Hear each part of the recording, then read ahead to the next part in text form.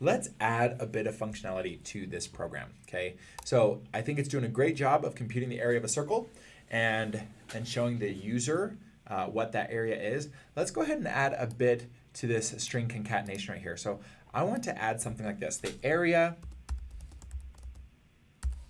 of, let's see, the area of R, okay? Or something like that, just to include R. So we could say the radius, let's say the radius colon R produces an area of area. No, let's fix that typo there. All right, let's see if this works. And then let's see if there's a better way to do this afterwards. So refresh that, make sure it's fresh, hit 5. It says the radius 5 produces an area of 78.54. Sweet, so that looks good.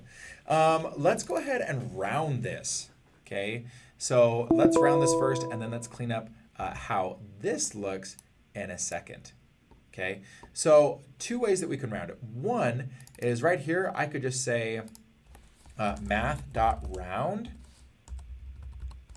Okay, so another thing built into math, and watch what happens when I run it like this. So I'll say 5, and it says of 79. So it went ahead and just rounded it up to 79, which is fine.